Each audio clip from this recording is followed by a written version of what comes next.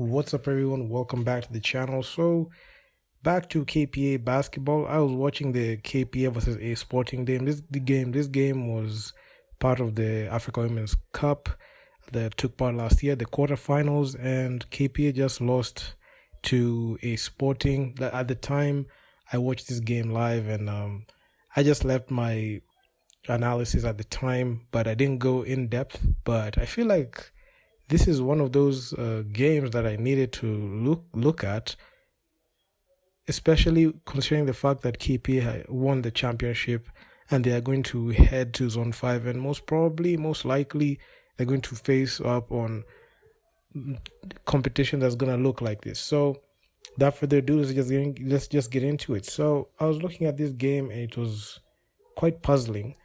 KPA, they matched up with ASporting in Zone 5 last year, and my word, ASporting took apart KPA at the time, and in the finals, I remember watching this game, and I also reacted to it. I made a video talking about it, and in this video, I just look at what they did in the quarterfinals. So, KPA still, I just saw a lot of mistakes that they had, the same strategies that the coaching staff and the players use in KBF that work perfectly in KBF. They really work in these KBF teams.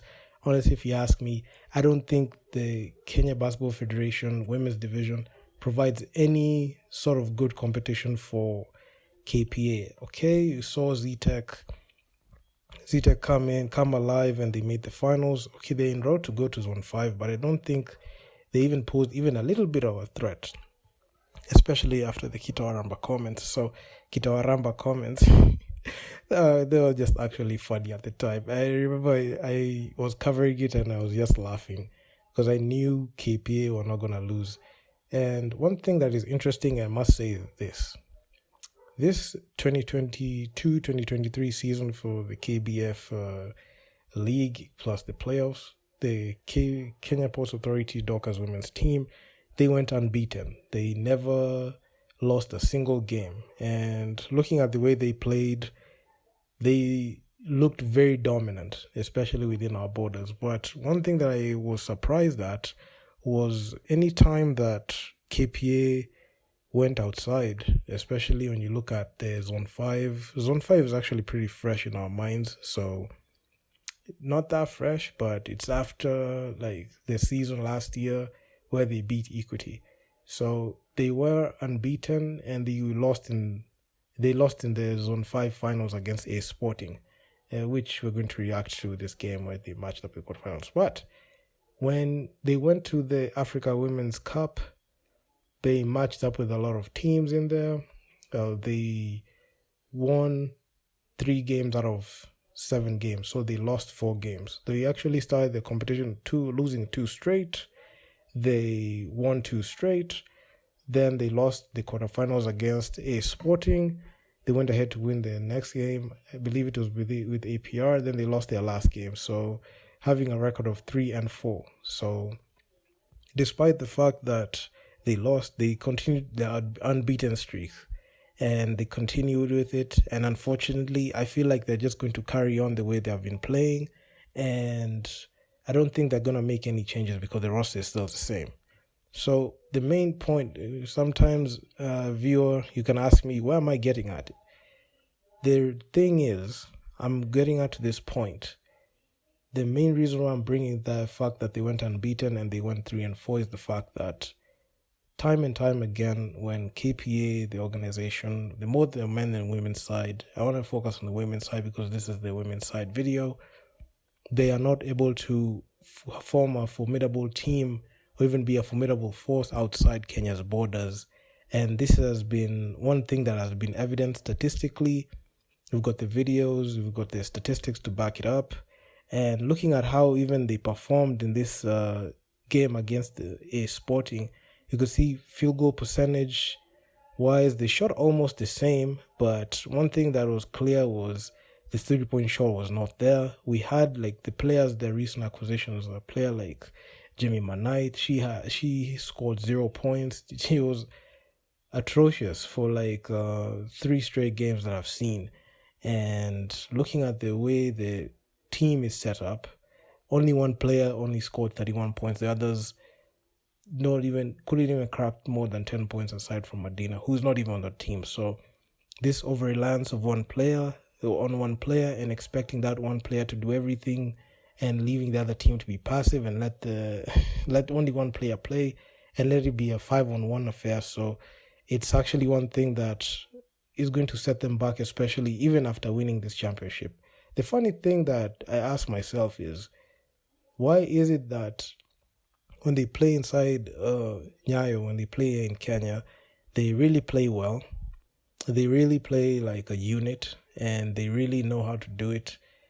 I feel like it's the reason why they are able to do that, even just give an answer to that, is the fact that everyone has an easy time playing. No one put any pressure on them. No team has put any pressure on them at all. But when they go to and match up a team that has the ability to offset their power, they just crumble and fold. So without out of the way, let's just talk about this game. So shooting wise, you could see KPA. They shot on 2-point field goals. They shot at an almost similar clip to ASporting, and that's the reason why the score was only a 6-point spread. So the final score was 76-70. So you could see KPA was still in it. At some point in the fourth, with like about 4 minutes into the game, you could see KPA were almost tying the game. But unfortunately, KPA are just not able to get the job done, and they just blew the game on the line with their aimless fouls that they keep fouling. And also the turnovers. My God, Natalie is a turnover machine. She turned over the ball so much. At some point, I was like, especially when I was watching that game live last year, and even rewatching it and just looking at the progression of how these players are playing, my God, it's just in for the worst, especially for that organization. I don't think they're set for continental basketball. From the three, nothing there. 26% from deep, which is pathetic. I mean, even from the free throw line, it's atrocious. But even on the rebounds, you could see KP just didn't have like enough to rebound. I saw in like multiple plays the offensive boards that the ASporting team were just, pulling down offensive boards, taking them back up, kicking them out from open three. There were numerous. And this game was so promising, especially when I was looking at the first half. The first half was just a back and forth affair. I saw a couple of lead changes in there. I believe there were 11 lead changes. And this game was almost evenly, almost like just going to be like a chess match, especially heading into the second half. But in the second half, ASporting just turn on a switch and just ran away with the game. And in the third, there were no lead changes in the third quarter. But in the fourth quarter, there were a couple of lead changes, and they were brought about mainly because KPO are really fouling, and also ASporting were also fouling especially, and they were able to go to the line at an almost similar rate. So yeah, this was actually pretty good. But the turnover bug just kept creeping in. KPA and even the Kenyan national teams, they average about 20 turnovers per game. Like at some point, I've not seen them in any situation. Even if they win the game, even if they lose the game, they average north of like 20 turnovers a game. And honestly, if you ask me, this is something that really hampers the progression of a team. And it just gives you like a sense to like these players can't even take care of the damn basketball, especially with the game on the line. And also those last minute possessions really costed them, especially down the stretch in 3 minutes left. ASporting just knew the type of shots that they had to take, and they knew the type of players to go to, especially in the fourth quarter with that 3-ball, and they knew what to do. And ASporting, they had 15 steals, 14 assists, and man, they just capped KPA, and KPA had nothing to do in there. And even though like they were not even able to capitalize on a lot of points from turnovers, they had 18 points. I mean, the fast break points from KPA were 14 points only. I mean, points from the paint, they scored at a similar clip. But man, even when you look at the box score, this is something that I was just laughing. You see, Jemima Mondi, she played 4 minutes, 0 points. She only attempted 1 field goal. She only had 1 rebound, 2 personal fouls, 3 turnovers. She had a plus minus of -6. Ifunanya Okoro, she played heavy minutes, 38 minutes, 31 points, 70% shooting from the field, 12 of 17 shooting. And on 2-point field goals, she had 9 of 13. That's 69%. And from 3, she hit 3 threes out of 4 attempts. So, and also on the line, she went 6 times. She made 4 of them. And the thing that was pretty interesting about her was the fact that she had 5 turnovers. She didn't even committed a foul. She had 5 turnovers and 2 steals, 2 assists, 2 rebounds. But the 31 points, you could see the only other player who scored double digits was Medina, and she's not longer on the team. And she played 37 minutes, so she only rested for 3 minutes only. And she scored 10 points, 5 of 14 shooting. She was not that of a turnover machine. She had 2 turnovers. She had 3 personal fouls, 16 rebounds. Majority of those rebounds were defensive. So you could see 10 defensive boards to 6 offensive. And man, I mean, she had a plus minus of -2. And we had players who did virtually nothing. Got Charlene, she played 57 seconds, 0 points. Belinda, 5 points. Brenda Wasuda, 4 points. And mind you, these players, like Natalie, 29 minutes played, 6 points, 12.5% shooting from the field. I mean, that's bad. I mean, 1 of 8 field goal from field goal shooting. She didn't make a single 3, and out of the line, she was 4 of 4. So she made majority of the points on the line, and man, it's just one of those things that you look at and you just wonder. Like in rebounds, she had 6 rebounds, 5 assists, 2 personal fouls, 6 turnovers, and 3 steals. So those 6 turnovers were really costly. At some point, I just saw she was just throwing the ball away a lot. Brenda Wasuda, 15 minutes played, 4 points, 50% shooting from the field. She only had 4 points, so she only scored 2 baskets, and she never made a 3, and she never went to the line. So she only had 4 points, 6 rebounds, 1 assist, 3 personal fouls, 3 turnovers. She also a turnover machine. I mean, Linda Orlando, 6 minutes. I mean, 3 points. They only made 1 3.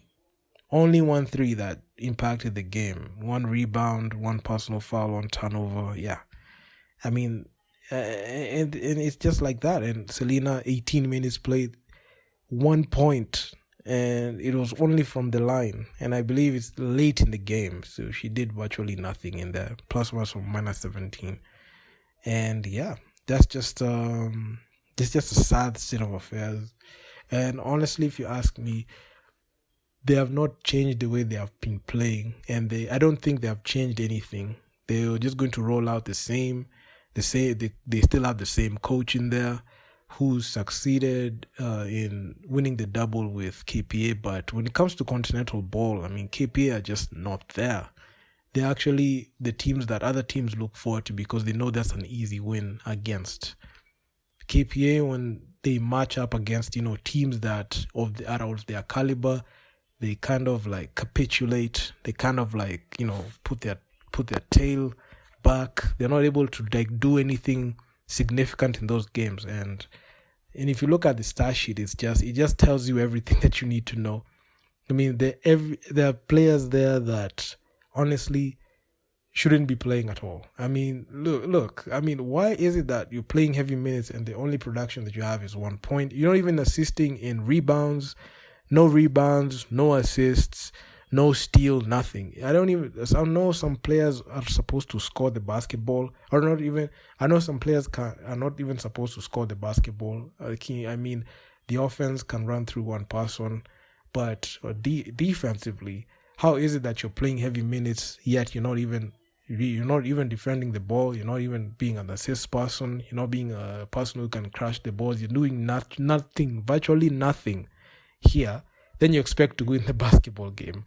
Honestly, that's funny. And looking at even like the minutes spread, the coach over relying on a player, That's one thing that I've seen that is going to bite us, especially when Kenya competes in Zone 5. Okay, I might say maybe he has changed, but I'll just have to wait and see the first game that they play. If they see that they play the first game the same way that they have been playing, honestly, if you ask me, I'll just assume that they've not even changed anything, because only one game I need to see. I just need to see adjustments, and I look at the stat sheet and I look at the film. I just know everything that I need to know. And honestly, things are not looking good for KPA at all, especially in continental basketball, because this is the last game that they played in continental basketball, and I just found it appropriate just to react to it, because right now they're headed to Zone 5. Maybe they're going to compete in the Africa Women's Cup. I'm just waiting to see that as well, to see if they have changed anything, because majority of the time, I don't think that they have changed anything. There's this saying, if it ain't broke, don't fix it, but I don't think that they have fixed anything. It's just broken at all. And the recent acquisition, Ifunanya Okoro, only came in the time that they were competing in the Africa Women's Cup, and they still retained her services. I will imagine a situation where they're just going to give her free reins to the offense again, and the other players are just going to take a step back, and other players are going to play heavy minutes and have zero production. And not considering the fact that basketball is a team sport on their side, they're just going to, lose again. And ASporting, we had 3 players scoring 10 points or more and 2 players scoring 20 points or more. So Shyla Cooper, she had 20 points. Got Sierra Jana Dillard, she had 22 points. You've got Asa Buck, 12 points. So you could see, and even on good shooting splits, like Shyla Cooper, she shot 60% from the field. Jana Dillard, she had 61% on the field. And you could see even Asa Buck, 12 points. She scored 50% from the field. So you could see their shooting splits were pretty good, and they were attempting the 3-ball. But if you look on the KPA side, the 3-ball, on 19 attempts, only 5 that went in. And honestly, if you ask me, there's no way you're going to win a basketball game with that level of production. And I've looked at the game, and I saw the hesitation in taking the threes. I saw a situation where a player is turning over the ball. I mean, you just turn over the ball, especially at the post. I don't see any footwork in the post, nothing. They're trying to force up issues. I saw even a situation where if Funanya was tired, she couldn't even make a layup, a fast break layup. No, she couldn't make it because she has played heavy minutes. At some point, you just have to ask yourself, what's the strategy that KPA are using at the time? So, yeah, I mean, 5 of 19 is not good enough at all. And considering the fact that we went to the line more times than them and still lose the ball, I mean, out of 25 free throws, only 13 sunk in, and them they only managed 18 attempts. Out of 18 attempts, they only made 11. So you went to the free throw line more times than them, but they had a higher percentage than us, despite us going to the line more times. So honestly, that's beyond pathetic. And honestly, if you ask me, continental-wise, we just have a long way to go. And even like the thing that pisses me off is the fact that some players in there, they're just nonchalant. They think that this is okay, and they're just settling for the classification games. I know they play 2 more classification games, but I mean those are games that just mean nothing. They mean absolutely nothing. They're just for rankings. The games that really matter were the quarterfinals, semifinals, and finals. If you're not playing there, I mean, there's nothing that you're doing there. And the funny thing is, KPA lost a classification game. The last game that they played, they lost it. So that's just telling to like who they are and who they are, and what type of competition they are in, and what caliber they are in. They're very good in Kenya, but outside they're just atrocious. And honestly, if you ask me, I don't think that 1 year is enough for them to change anything. So my advice is for them to lower their expectations completely and just focus on rebuilding as well. Just the same ideology I'm going to use for the national team, the same one I'm going to use for KPA. As much as I know they're going to go back to continental basketball, they're just going to be that team that other teams just run over and just, get them rounds in without, paying much attention to them, because they're not that. They're not it. They're only it here in Kenya, but outside, I don't think they have what it takes. As long as they continue keeping the services of that coach, as long as they continue keeping that mentality. I know the players are good there, but honestly, that production is poor. You're a good player, but your output is null and void. It's zero. Like, how is it that you're playing heavy minutes? You can't even defend the crap out of that ball. Then you just expect to win that ball game, depending on one player. I mean, this ain't the Dallas Mavericks where, it's Luka Doncic and the rest of the team. This ain't like KPL is assuming that as much as you have Ifunanya Okoro in there, you're going to win. She's the only player who averaged 20 plus points. No other player averaged 20 points in this game. In this time, KP has been there. So honestly, they just have to look in the mirror and just change the way they are looking at games, because this is quite embarrassing. I know the score margin has reduced because the other time ASporting matched up with KPA. We were literally blown out of Tanzania. We were blown out of the gym. But this time it was actually pretty interesting. It was actually pretty good. They showed how to do it. But this game was more of the mind, especially as the time wound down. So, yeah, I mean, it is what it is. So if you guys like the video, make sure to leave your feedback down in the comments. My God, it's actually a very funny game to watch and even to react to. And I'm out. Peace.